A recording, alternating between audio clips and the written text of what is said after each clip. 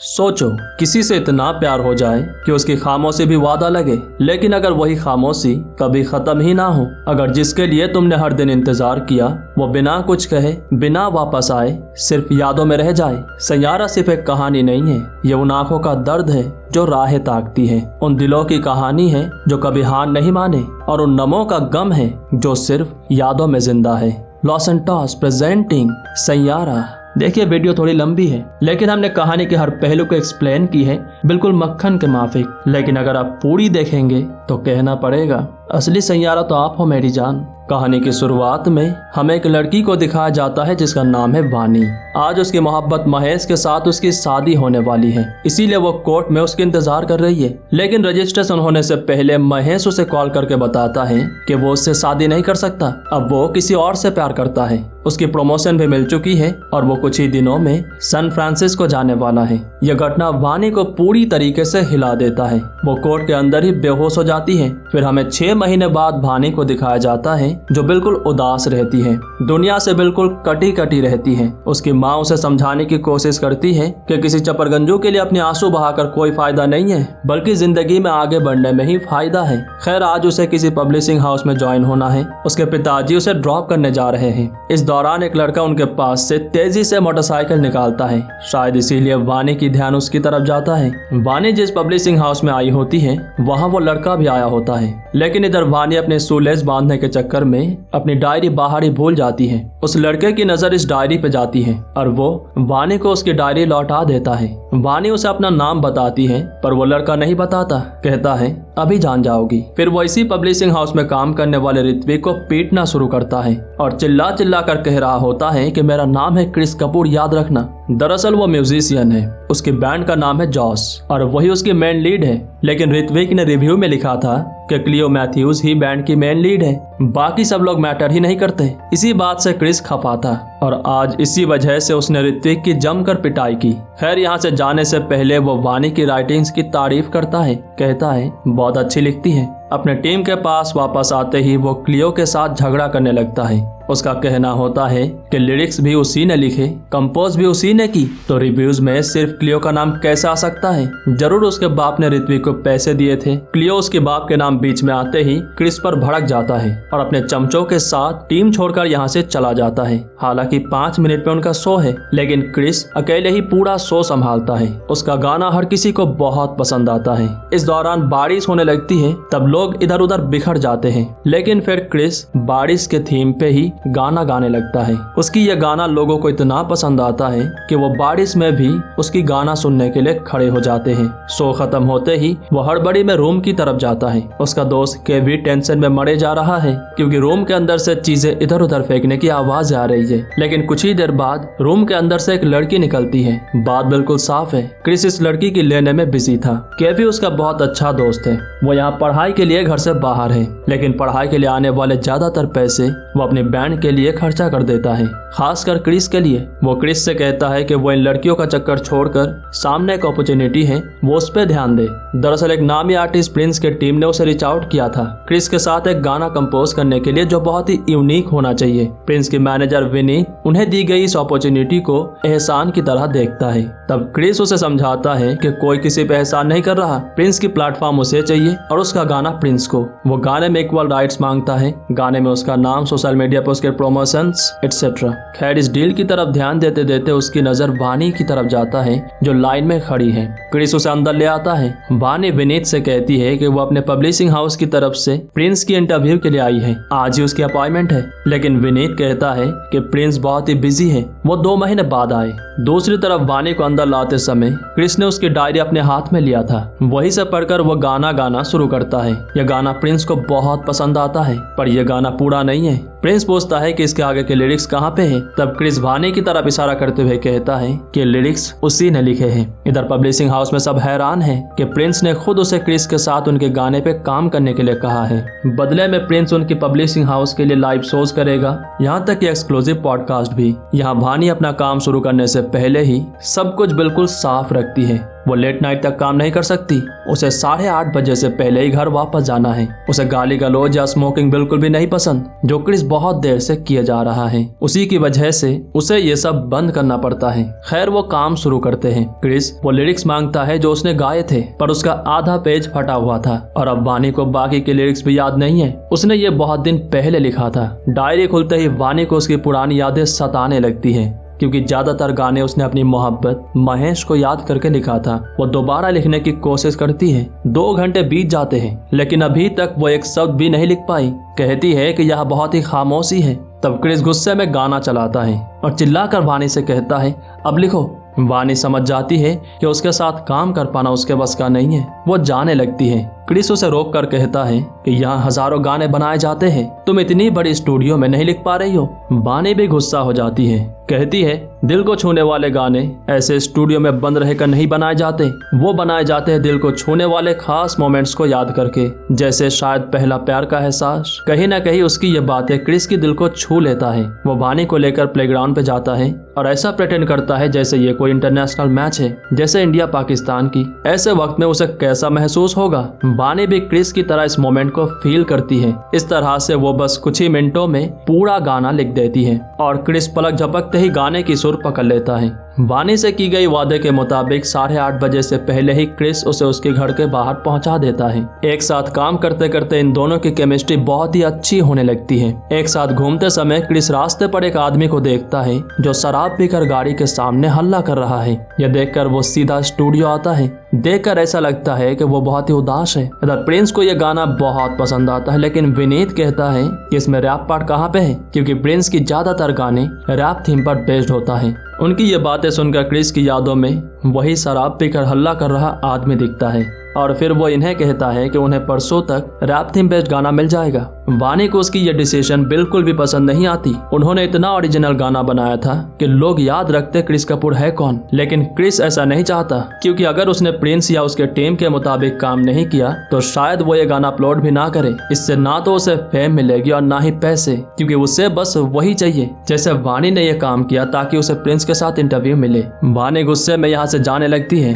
तभी यहाँ पुलिस आती है। वो उसी आदमी को उठाकर लाए हैं जो रास्ते पर हल्ला कर रहा था। दरअसल ये क्रिस के पिताजी हैं। पुलिस क्रिस को धमकी देते हैं कि अगर अगली बार उसके पिता रास्ते पर हल्ला करते हुए दिखे तो बाप के साथ बेटे को भी जेल में डाल देंगे, क्योंकि इससे पहले लगभग 4 बार उसके पिता रास्ते पर ऐसी हरकतें कर चुके हैं। क्रिस अपने पिता पर बहुत गुस्सा होता है। उसकी माँ की मृत्यु के बाद उसके पिताजी बिल्कुल शराबी बन गए हैं। यहाँ तक कि क्रिस अपने पिताजी को स्कूल जाने से पहले गटर से उठाया करता। उसके लिए खाना बनाना, उसके जूते साफ करना, सब कुछ क्रिस की जिम्मेदारी थी और उसके पिता बस नशे में धुत रहते थे। आज भी उनकी ये आदत नहीं छोटी। क्रिस अपने पिताजी पर पैसे फेंकने लगता है। कहता है, शराब के लिए पैसे चाहिए ना, ये ले शराब पी और जाकर मर जा। वानी अब तक उसकी ये हरकतें देख रही थी। क्रिस को संभालना उसकी बस का नहीं है, कम से कम फिलहाल तो नहीं। वैसे भी वो अपने दुख, दर्द और तन्हाइयों के साथ पागलों की तरह यहाँ से जाने लगता है। कुछ ही देर बाद उसके पास वानी आती है। वो रैप पूरी लिख चुकी है जो वो पहले नहीं करना चाहती थी।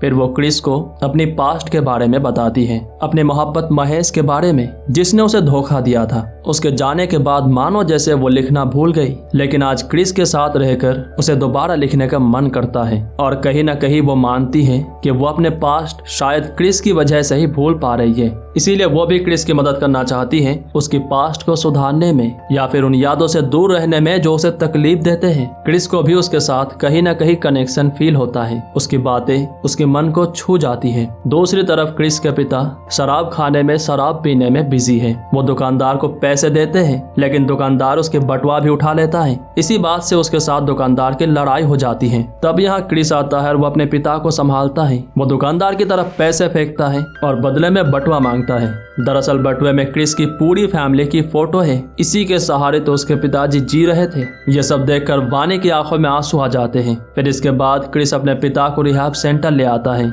यहाँ की महीने की फीस है 80,000। इस हिसाब से साल का 9,60,000, जिसकी हाफ पेमेंट उन्हें पहले ही जमा करना होगा, तभी उसके पिता को रेसिडेंट सेक्शन में भेजा जाएगा। क्रिस के पास एक फूटी कौड़ी भी नहीं है, इसीलिए वो विनीत से मदद मांगता है। वो क्रिस की मदद करने के लिए तैयार हो जाता है, लेकिन जो गाना वो देने जा रहा है उसमें ना तो क्रिस की नाम होगा और ना ही सोशल मीडिया पे उसकी प्रमोशन। यानी क्रिस जो चाहता था वो बिल्कुल भी नहीं होगा, लेकिन फिर भी वो अपने पिता के खातिर ये शर्त मानने के लिए तैयार हो जाता है। वापस आते समय वो वानी को उसके घर पे छोड़ देता है और हमेशा की तरह उसकी हाथ पकड़ कर कहता है अभी भी कुछ पल बाकी है मेरे पास। लेकिन शायद इस पल में उसकी ये मुलाकात आखिरी हो, क्योंकि जिस काम की बात हुई थी वो काम पूरा हो चुका है। गाना तैयार है, इसके VIP टिकट्स भी इन्हें दे दिया गया है। इधर प्रिंस की शो में क्रिस बस दूर से देख रहा होता है, तभी वानी उसे पीछे से पुकारती है। लोगों की भीड़ में धक्का मुक्की में वो दोनों एक दूसरे के इतने करीब आ जाते हैं जो उनके अंदर की सेंसेशन जगाने के लिए काफी है। इतना करीब कि उन दोनों के बीच कुछ कुछ होने लगता है।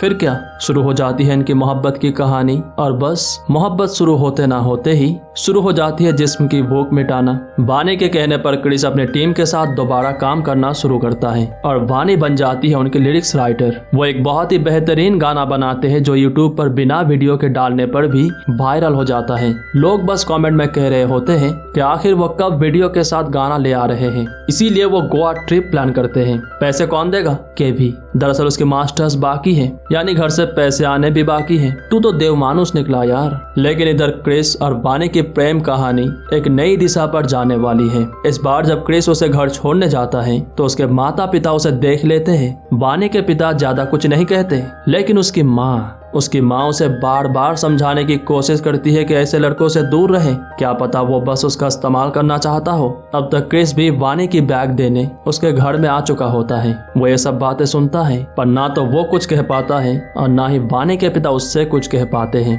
लेकिन इधर वानी की माँ उसे डांटे जा रही है। उसके बातें सुनते सुनते ही वानी अचानक ही बेहोश हो जाती है। डॉक्टर बताते हैं कि ज्यादा सीरियस मामला नहीं है, लेकिन अभी तक कुछ कहा नहीं जा सकता। रिपोर्ट आएगी तब पता चलेगा। लेकिन एक बार किसी न्यूरोलॉजिस्ट को दिखा देने में ही भलाई है। क्रिस कब से बाहर इंतजार कर रहा है। यह देखकर वानी के पिता उसे वानी से मिलने का परमिशन देते हैं, लेकिन इससे पहले उसकी माँ क्रिस को समझाती है कि उसकी बेटी टाइम पास नहीं है। अगर वो उसे शादी नहीं करना चाहता तो अभी पीछे हट जाए। वो बहुत ही इमोशनल हो जाती है, जिससे वानी के पिता को उसे संभालना पड़ता है। खैर क्रिस वानी से मिलता है और उससे शादी के लिए पूछता है। वानी समझ जाती है कि जरूर उसके माँ ने ही कुछ कहा होगा। वो क्रिस को समझाती है कि फिलहाल वो अपने करियर पे फोकस करे। वो नहीं चाहती कि क्रिस उसकी वजह से अपने सपनों की कुर्बानी दे दे, जिस तरह से कभी उसने महेश के लिए अपनी सपनों की कुर्बानी दी थी। वानी को आज ही डिस्चार्ज मिल जाती है। क्रिस तब तक उसकी तरफ देखता रहता है जब तक वो उसकी आंखों से ओझल नहीं हो जाता। मोहब्बत तो है भाई, मोहब्बत तो है। ऐसी मोहब्बत हर किसी को नसीब नहीं होता। इसके बाद क्रिस अपने टीम के साथ गोवा ट्रिप के लिए निकल लेता है, लेकिन होटल के बाहर कई सारे लोग उन्हें घेर लेते हैं। पहले तो ये बहुत ही अनकंफर्टेबल हो जाते हैं, लेकिन बाद में इन्हें रियलाइज होता है कि ये उनके फैन बन चुके हैं। यहाँ विनीत भी होता है जिसकी निगाहें क्रिस की तरफ है। दूसरी तरफ वानी को न्यूरोलॉजिस्ट बताती है कि उसे अर्ली ऑनसेट अल्जाइमर्स डिजीज है, यानी सिंपल भाषा में उसकी याददाश्त जा रही है। डॉक्टर उसे किसी की एड्रेस बताती है, आज की डेट बताती है, लेकिन कुछ ही देर बाद उसे वो भी याद नहीं रहता। डॉक्टर उसे जल्द से जल्द इसके बारे में सबको बताने के लिए कहती है, क्योंकि ये बीमारी बढ़ते बढ़ते इतना बढ़ जाएगी कि उसे इंसिडेंट, यहाँ तक कि लोग अपने माँ बाप या फिर अपनी मोहब्बत भी याद नहीं रहेगी। अब तक क्रिस गोवा से वापस आ चुका होता है। वानी उसे अपने बीमारी के बारे में बताने ही वाली होती है, लेकिन तभी क्रिस उसे वो वीडियो दिखाता है जहाँ लोग उसके फैंस उसका नाम पुकार रहे थे। यहाँ तक कि अब तो विनीत भी उसके साथ काम करना चाहता है। क्रिस अपनी इस कामयाबी में वानी के बिना आगे नहीं बढ़ना चाहता, इसीलिए वानी उसे अपने बीमारी के बारे में नहीं बताती। वो नहीं चाहती कि वो क्रिस की कामयाबी में रुकावट बने।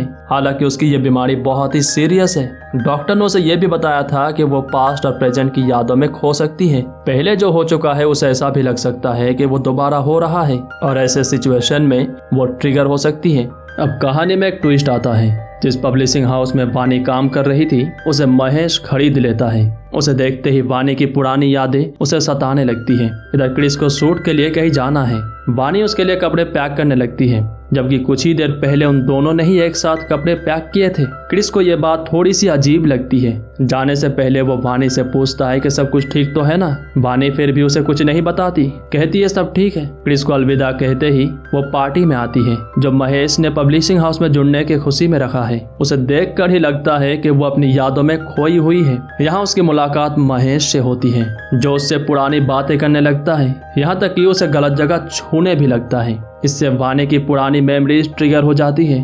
वो महेश से कहती है कुछ ही दिनों में उनकी शादी है ना। अब महेश सीरियस हो जाता है, कहता है कैसी बहकी बातें कर रही है। वानी गुस्सा हो जाती है, कहती है कि आखिर वो दोनों एक साथ क्यों नहीं रह सकते।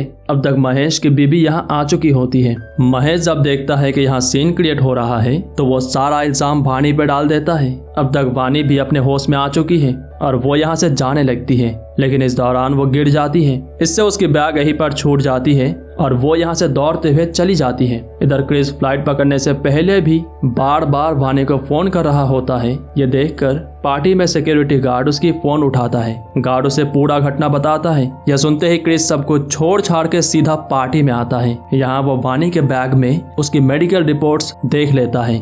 दूसरी तरफ वानी प्लेग्राउंड पे अपनी फ्रस्ट्रेशन निकाल रही है जैसे क्रिस निकाला करता, लेकिन अब वो थक चुकी है अपनी जिंदगी से भी और अपनी बीमारी से भी। कुछ देर बाद यहाँ क्रिस आता है। वो वानी को किसी बच्चे की तरह संभालने लगता है। इससे वो समझ जाती है कि क्रिस को पता है उसके बीमारी के बारे में। उसे बहुत दुख होता है कि उसी की वजह से आज वो फ्लाइट छोड़कर यहाँ आ चुका है। वो नहीं चाहती कि क्रिस अपने फ्यूचर को खतरे में डाले, लेकिन क्रिस ऐसा फ्यूचर चाहता ही नहीं जहाँ वानी ना हो। क्रिस उससे कहता है तुम एक मेमोरी भूलोगी हम 10 बनाएंगे, तुम 10 भूलोगी हम 100 बनाएंगे, तुम 100 भूलोगी हम 1000 बनाएंगे, लेकिन तुम्हें छोड़कर कहीं नहीं जाएंगे। इसके बाद क्रिस उसके माता पिता के साथ मिलकर उसकी ट्रीटमेंट शुरू करता है। हालांकि इसकी कोई इलाज नहीं है, बस ट्रीटमेंट के जरिए बीमारी को धीमा किया जा सकता है, लेकिन रोका नहीं जा सकता। डॉक्टर वानी को कई शांत जगह पर ले जाने के लिए कहते हैं, पर उसके माता पिता अपनी अपनी जिम्मेदारियों की वजह से ऐसा नहीं कर पाते। तब क्रिस वानी को अपने साथ अलीबाग ले जाने के लिए तैयार हो जाता है।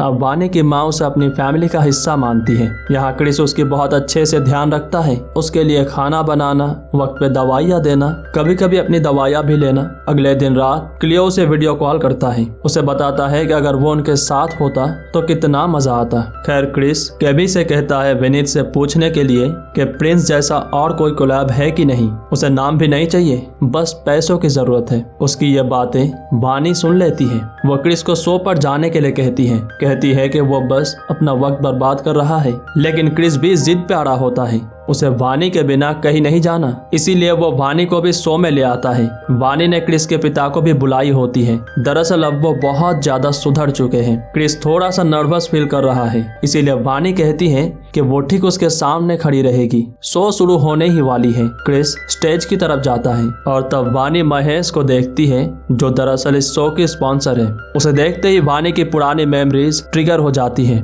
उसे ऐसा लगता है कि वह आज भी महेश के साथ रिलेशनशिप में है। हालांकि महेश को यह अजीब लगता है, लेकिन फिर भी वो उसकी हाँ में हाँ मिला देता है। दूसरी तरफ शो शुरू होने ही वाली है, सब एक्साइटेड है, लेकिन क्रिस की निगाहें बस वानी को ढूंढ रहा होता है। वो उसकी नजरों के सामने होनी चाहिए थी, पर वो यहाँ कैसे होगी। महेश तो उसे अपने साथ कमरे में ले गया है। यहाँ वो उसकी फायदा उठाने की कोशिश करता है, लेकिन तब तक क्रिस यहाँ पर आ जाता है। उसे देखते ही वानी महेश के पीछे छुप जाती है। It's really heart breaking. Chris उसे घर वापस ले जाना चाहता है, लेकिन महेश उनके बीच आने की कोशिश करता है। तब गुस्से में क्रिस सबके सामने ही उसे कुत्ते की तरह मारना शुरू करता है, पर तब वानी उसके सामने आ जाती है। वो महेश के लिए अपनी जान देने के लिए भी तैयार है। कितना बुरा लगता होगा आप जिसके लिए लड़ रहे हो वही आपके दुश्मन को बचाने के लिए आपके सामने खड़े हो जाए। खैर दरअसल वो अभी भी अपनी पुरानी मेमोरीज में जी रही है। यहाँ तक कि वो महेश के लिए इतना प्रोटेक्टिव है कि वो क्रिस को भी जख्मी कर देती है।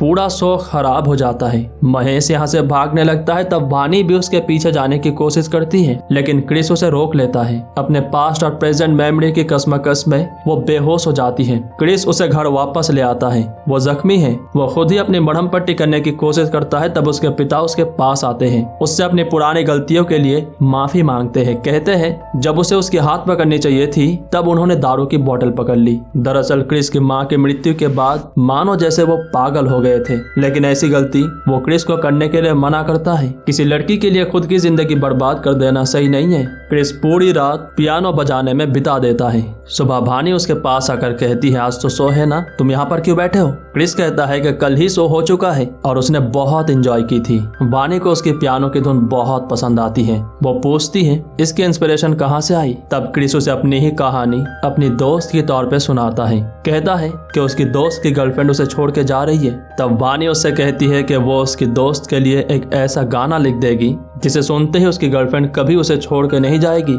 शो में हुई लफड़े की वजह से क्रिस को विनीत से मिलना था, इसीलिए वो जाने लगता है। तब वानी उसके हाथ पकड़ कर कहती है कि वो उससे बहुत प्यार करती है, पर आई लव यू क्रिस की जगह वो आई लव यू महेश कह देती है। क्रिस को बहुत दर्द होता है, पर वो जानता है उसकी हालत। वानी अभी तक सही से अपनी होश में नहीं लौटी। क्रिस अपने आंखों में आंसू लेकर यहाँ से चला जाता है विनीत से मिलने। पहले वो अपनी टीम से मिलता है और उन्हें कहता है कि अब वो टीम के साथ काम नहीं कर सकता। वो टीम को छोड़ रहा है क्योंकि उसे वानी के साथ रहना है। उसकी ये बातें सुनकर केवी को बहुत गुस्सा आता है। कहता है कि सक्सेस उसका इंतजार कर रहा है, आखिर वो किसी लड़की के लिए अपनी जिंदगी बर्बाद क्यों कर रहा है। लेकिन क्रिस को उसकी इन सब बातों से कोई फर्क नहीं पड़ता। वो सक्सेस के ऊपर अपनी मोहब्बत को चुनता है, लेकिन जिस मोहब्बत के लिए उसने इतनी कुर्बानी दी, घर वापस आकर देखता है कि वो घर पे ही नहीं है। उसे पागलों की तरह ढूंढना शुरू करता है, लेकिन वानी कहीं भी नहीं मिलती। वो पुलिस में रिपोर्ट भी करते हैं, लेकिन पुलिस वाले बताते हैं कि ऐसे याददाश्त खोने वाले लोग अक्सर नहीं मिलते।